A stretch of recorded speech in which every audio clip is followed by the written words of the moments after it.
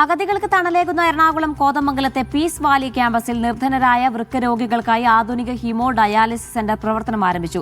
ദുബായിൽ നടന്ന ചടങ്ങിൽ ഡയാലിസിസ് സെന്ററിന്റെ ഉദ്ഘാടനം നിർവഹിച്ചു. പ്രവാസി വ്യവസായികളുടെ കൈത്താങ്ങിലാണ് പീസ് വാലിയിൽ ആയിരങ്ങൾക്ക് ആശ്വാസമേകുന്ന ഹീമോ ഡയാലിസിസ് കേന്ദ്രം നിർമ്മിച്ചത്. ദിവസം 130 പേർക്ക് ഇവിടെ സൗജന്യമായി ഡയാലിസിസ് പൂർത്തിയാക്കാം. ഒരു വർഷം 23,500 ഡയാലിസിസ് ചെയ്ത് കൊടുക്കാൻ പറ്റും. ഏകദേശം ഒരു 130-140 ആളുകൾക്ക് ഡെയിലി 3 ഡയാലിസിസ് ചെയ്ത് വെച്ച് കൊടുക്കാൻ പറ്റുന്ന വലിയൊരു സംവിധാനമാണ്. ഇതുവരെ 10 മെഷീനുള്ള ഡയാലിസിസ് സെൻ്ററായിരുന്നു ഉണ്ടായിരുന്നത്. അത് ശരിക്ക് ആളുകൾ ഇങ്ങനെ ക്യൂ നിന്നതുകൊണ്ടാണ് രണ്ടാമത് ഇങ്ങനെ ഒരെണ്ണം തുടങ്ങിയത്. കേരളത്തിൽ ഇപ്പോൾ കൂടുതൽ ഈ ഡയാലിസിന് ആവശ്യമായ ഒരുപാട് രോഗികൾ ഇപ്പോൾ ഉണ്ട്.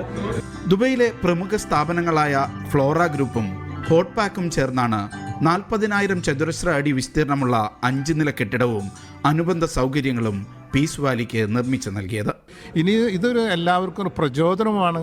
ശരിക്കും ഇത് അവരുടെ റൈറ്റും അവിടെയുള്ള അന്തേവാസികളുടെ റൈറ്റും നമ്മുടെ റെസ്പോൺസിബിലിറ്റിയും കമ്മിറ്റ്മെൻറ്റുമാണ് ആണ് എന്ന് ഓരോരുത്തരും വിശ്വസിച്ച് കഴിഞ്ഞാൽ തീർച്ചയായും ഇതുപോലെ ഒരുപാട് സ്ഥാപനം കേരളത്തിൽ വരികയും കേരളത്തിലെ പ്രയാസങ്ങൾ ഒരു പരിധി നമുക്ക് പരിഹരിക്കാൻ കഴിയും.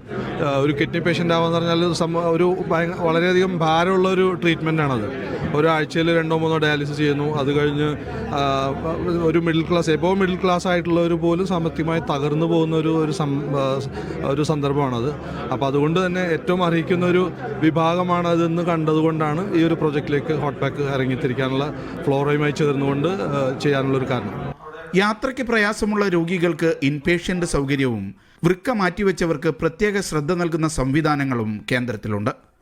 ഫ്ലോറ ഇൻ ഹോട്ടലിൽ നടന്ന ചടങ്ങിൽ life health care group MD Adam Abdul Nasser പദ്ധതി സ്വിച്ച് ഓൺ ചെയ്തു. Hot pack chairman PB Abdul Jabbar പദ്ധതി വിശദീകരിച്ചു. Dubai Flora group chairman VA Hasan അധ്യക്ഷനായിരുന്നു.